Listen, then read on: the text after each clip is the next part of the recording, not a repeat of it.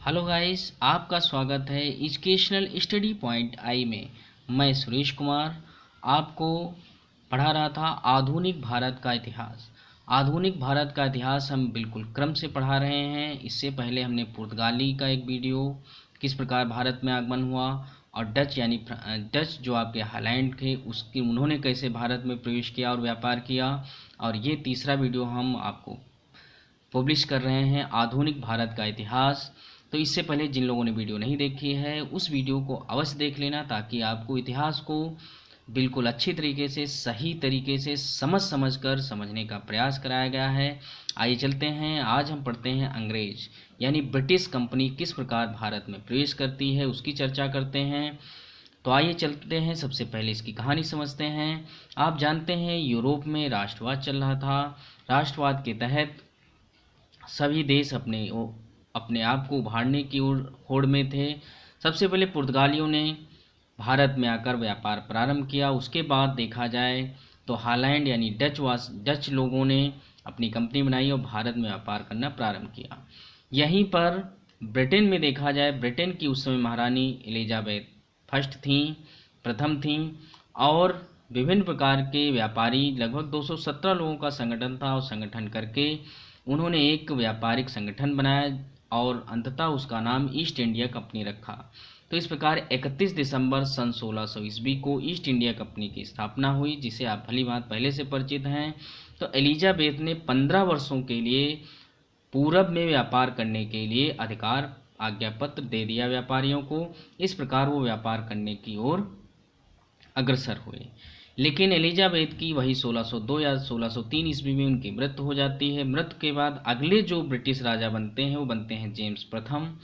और जेम्स प्रथम, फिर हम भारत की बात करते हैं। तो भारत में उस समय जब 1600 ईस्वी में ईस्ट इंडिया कंपनी की स्थापना हुई तो वहाँ के बादशाह अकबर थे। लेकिन 1605 ईस्वी में अकबर की भी मृत्यु हो जाती है और अकबर के बाद उनका पुत्र जो होता है, जिसके बचपन का नाम सलीम था, और वो जहांगीर के रूप में शासन करता है। तो जहांगीर शासन होता 1605 ईस्वी में, वो मुगल बादशाह बन जाता है। तो भारत और ब्रिटेन की दोनों जगह की आपकी कहानी समझ में आ गई होगी।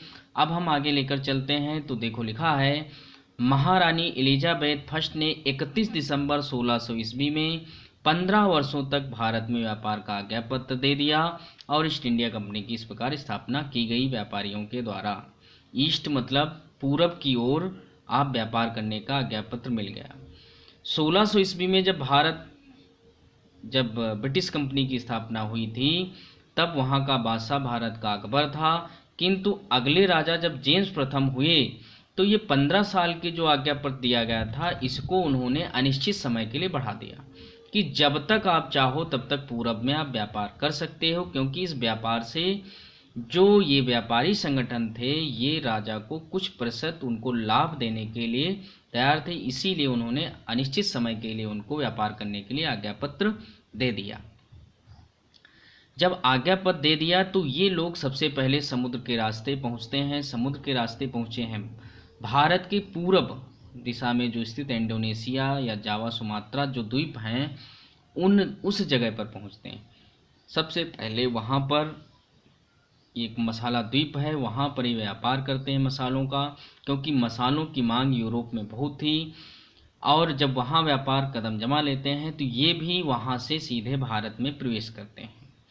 तो भारत में जब प्रवेश करते हैं तो वहां से जब व्यापारी संगठन चला था तो कौन चला था, तो जेम्स प्रथम का आज्ञा पत्र लेकर प्रथम ब्रिटिश अधिकारी विलियम हॉकिंस भारत में 1608 ईस्वी में पहुंचता है। और उस समय भारत का शासक जहांगीर था। हमने आपको पहले स्पष्ट कर दिया था 1605 ईस्वी में अकबर की मृत्यु होने के बाद जहांगीर शासन करता है, वहां का बादशाह बनता है। जब वहां वो जहांगीर के दरबार में पहुंचता है तो आखिर ये मन में सवाल उठता होगा कि विलियम हॉकिंस ही क्यों भेजा गया। तो इसके पीछे और थोड़ा समझते हैं। कैप्टन हॉकिंस हेक्टर नामक जहाज, ये भी एक दो बार प्रश्न पूछा गया प्रतियोगी परीक्षाओं में कि किस जहाज से अंग्रेज भारत आए थे, हेक्टर नामक जहाज था। और 1608 ईस्वी में सबसे पहले कहाँ पहुँचे, सूरत की बंदरगाह।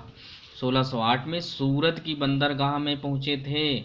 और हॉकिंस जो था वो तुर्की और फारसी भाषा का बहुत बड़ा जानकार था। अब तुर्की भाषा और फारसी भाषा का हॉकिंस जानता था, और वहाँ का शासक जहांगीर है, जहाँ की राज की भाषा तुर्की या फारसी थी। इसलिए तुर्की और फारसी में बोलने के लिए जहांगीर के सामने कैप्टन हॉकिंस यानी विलियम हॉकिंस पहुंचा। जब इसने जहांगीर से इसकी मुलाकात हुई तो इसने फर्राटे से तुर्की और फारसी में बात की।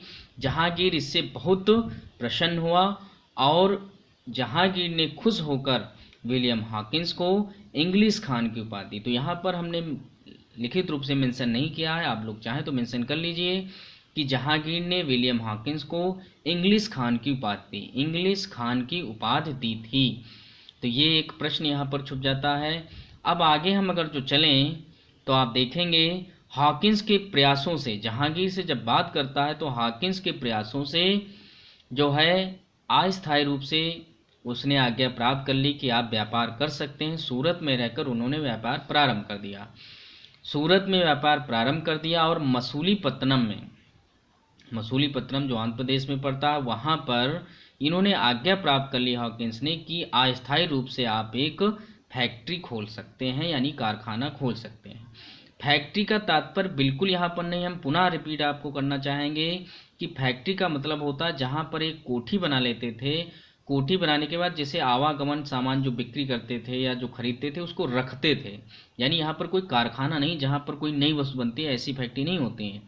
लेकिन फैक्ट्री का यहाँ तात्पर्य फैक्ट्री, कारखाना, कोठी कई रूप से लिखा जाता है। आप भली बात समझिए, फैक्ट्री का बनना ये नहीं होता, क्योंकि फैक्ट्रियों का बनना जो है लगभग 1750 में तो यूरोप में औद्योगिक क्रांति आई है, और जब औद्योगिक क्रांति आएगी तभी तो उद्योग का व्यापार हो पाएगा, सही रूप से फैक्ट्रियों का निर्माण होगा। वो फैक्ट्री नहीं, यहाँ पर एक कोठी होती थी जहाँ पर वो व्यापार शुरू करते थे, कार्य करते थे।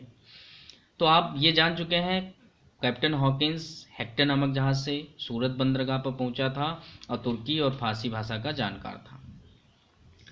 जब अस्थायी रूप से मसूलीपट्टनम में ये बनी है और ये सोचते थे कि सूरत में भी हम स्थायी रूप से व्यापार कर लें, लेकिन यहाँ पर आपको हमने पहले से बताया है, यदि किसी ने नहीं देखा है तो आप प्लीज़ सभी लोग, हमने इससे पहले एक पुर्तगाली का भारत में आगमन, फिर हमने डच का भारत में आगमन बताया है, उन दोनों वीडियो को अवश्य देख लेना। आप हमारे चैनल में जाएंगे एजुकेशनल स्टडी पॉइंट में तो आपको अवश्य मिल जाएंगे, और उनको देखिए। आपको इतिहास की सही समझ, जो आप में समस्या रहती है कि तिथियां नहीं याद रहती हैं, नाम नहीं याद रहते हैं, जब आप इसको क्रम से पढ़ेंगे आपको ज़रूर अवश्य समझ में आएगा, और कभी भी आप ये प्रश्नों के उत्तर आपसे गलत नहीं होंगे। और इतिहास से बहुत सारे प्रश्न पूछे जाते हैं, कोई भी ऐसा कॉम्पिटिटिव एग्जाम नहीं है जिसमें वनडे एग्जाम जिसमें प्रश्न ना पूछे जाते हैं।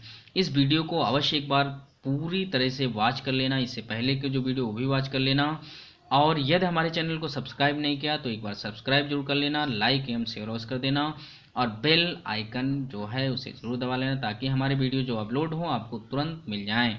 आगे चलते हैं। 1611 ईस्वी में हमने बताया था कि ये अस्थायी रूप से मसूलीपट्टनम में आपकी फैक्ट्री जो अस्थायी रूप से अंग्रेजों ने खोल ली थी, लेकिन वो अस्थायी रूप से यहाँ पर स्थायी रूप से क्यों नहीं खोल रही थी? क्योंकि यहाँ पर पहले से ही कौन, पुर्तगाली यहाँ पर व्यापार कर रहे थे।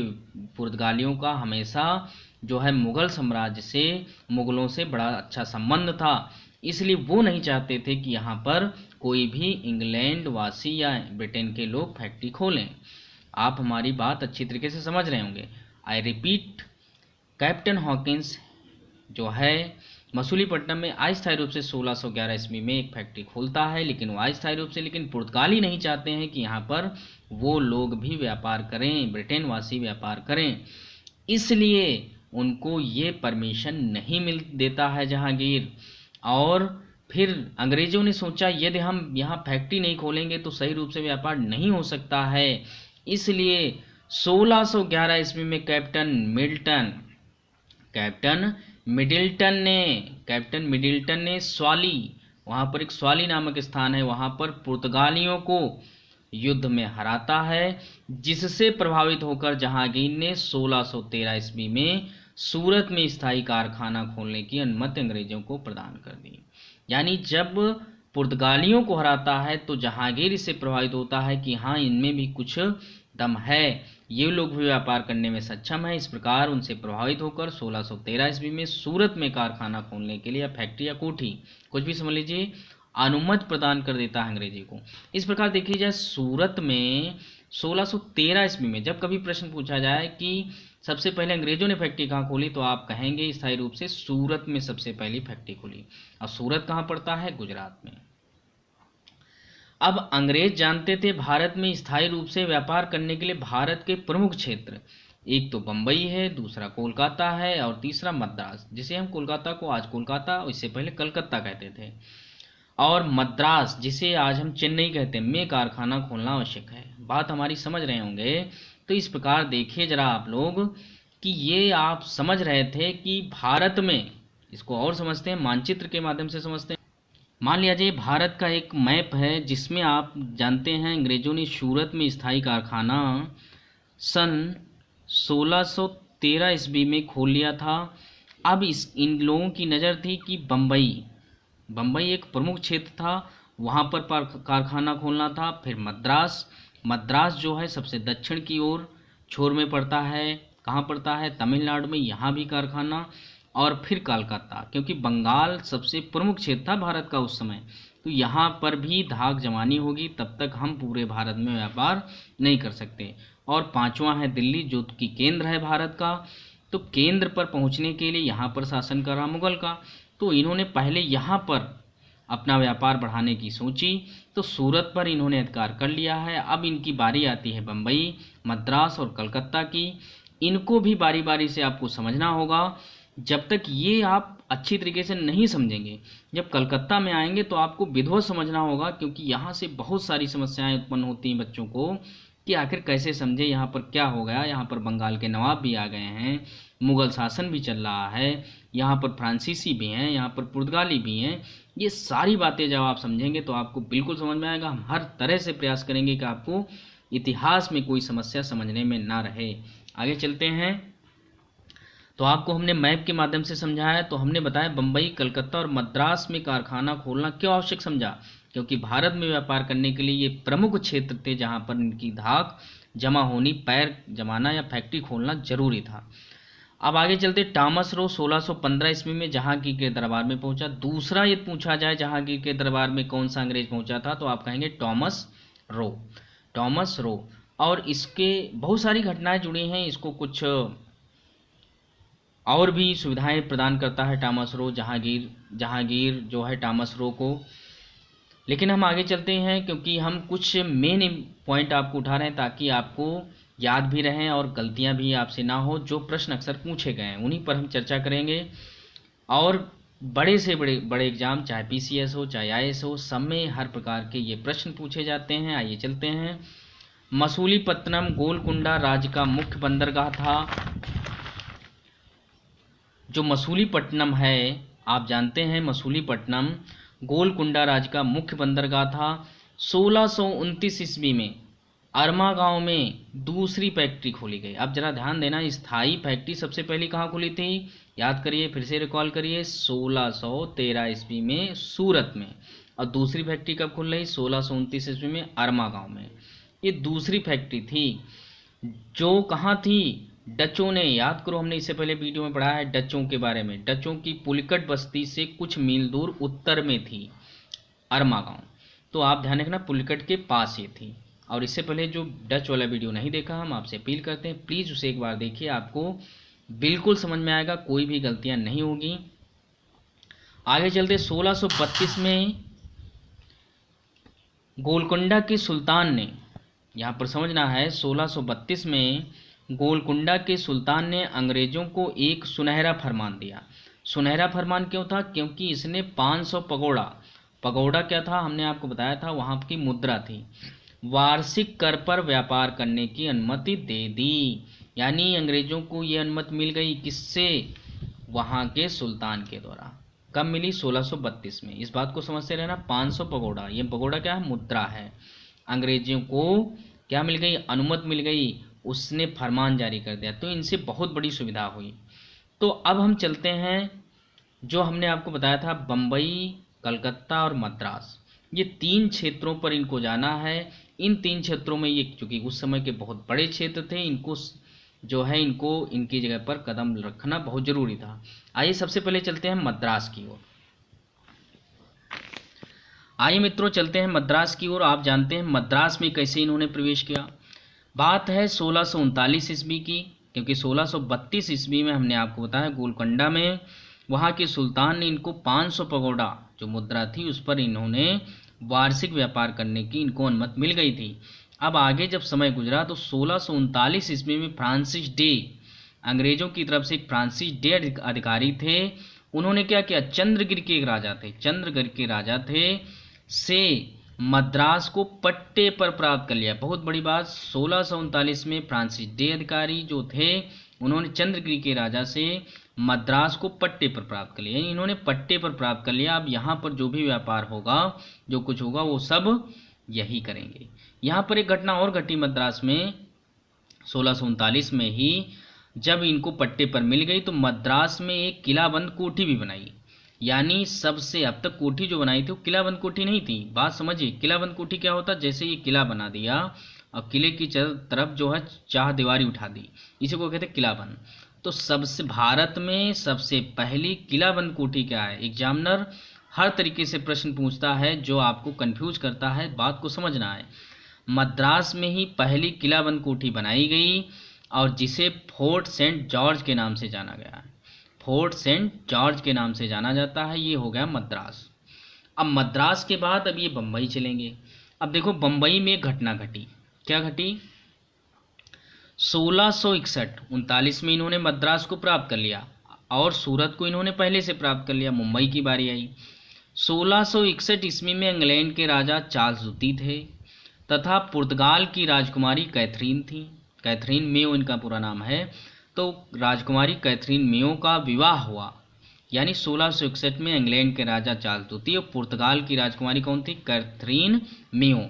इनका विवाह हुआ और इस विवाह में पुर्तगालियों ने मुंबई यानी बम्बई को दहेज में अंग्रेजों को दे दिया। ये जो अंग्रेजी राजकुमार थे चार्ल्स द्वितीय, इनको दहेज में दे दिया। अब जरा समझिए, भारत की मुंबई है, बम्बई भारत की है, दहेज में दे रहे हैं पुर्तगाल। ये स्थिति भारत की, जरा समझिए। अब बम्बई दहेज में इनको मिल गई। किसको? चार्ल्स द्वितीय को मिल गई। कब मिली? 1661 को। ये अपने पास बम्बई को रखा इन्होंने, लेकिन देखा इससे हमें बहुत कुछ फ़ायदा नहीं हो रहा है, इसलिए इन्होंने क्या किया, 1668 ईस्वी में सम्राट चार्ल्स द्वितीय ने बम्बई को 10,000 पाउंड 10,000 पाउंड यहाँ पर है 10,000 पाउंड वार्षिक दर पर किराए पर ब्रिटिश कंपनी को दे दी। यानी अब ब्रिटिश कंपनी कौन थी? East India company. वहाँ के व्यापारी लोग जो थे उनको ही इन्होंने दे दिया। क्यों? क्योंकि सोचा बम्बई अब हम यहाँ से क्या करेंगे, इनको ही दे दें, अपना काम करेंगे जो कुछ करना होगा, और इनको तो किराया मिल रहा था। इस प्रकार इन्होंने बम्बई दे दी। अब आप समझ रहे होंगे कि ये बम्बई भी अंग्रेजी जो यहाँ पर कंपनी कार्य कर रही थी, व्यापार कर रही थी, उनको बम्बई भी प्राप्त हो गई। बात हमारी समझ में आ रही होगी।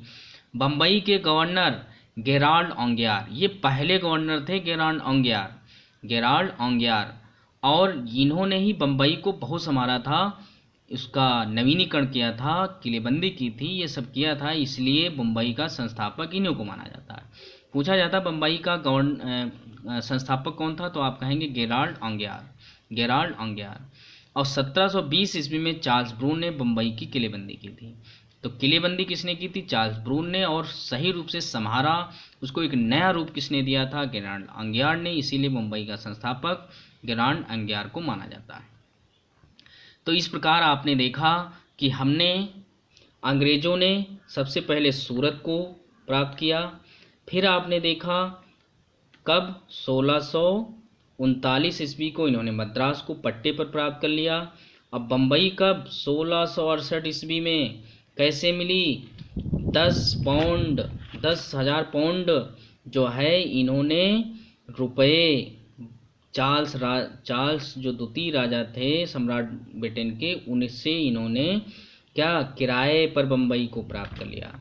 ये प्राप्त किससे हुई थी? क्योंकि ये बम्बई जो थे पुर्तगालियों के अधीन थी, लेकिन पुर्तगालियों ने क्या किया, इनको विवाह में 1661 में चार्ल्स द्वितीय को दे दिया था। इस प्रकार आपने देखा कि सूरत, बम्बई और मद्रास, ये 3 क्षेत्र अब अंग्रेजों ने हथिया लिया। अब बारी आती कलकत्ता की। अब हम कलकत्ता को पढ़ाएंगे, लेकिन तब तक आप इतना समझना और प्लीज़ इसको शेयर अवश्य कर देना, लाइक कर लेना और हमारे चैनल को सब्सक्राइब कर लेना और बेल आइकन दबाना। इसके आगे हम फिर वीडियो सेंड करेंगे। धन्यवाद।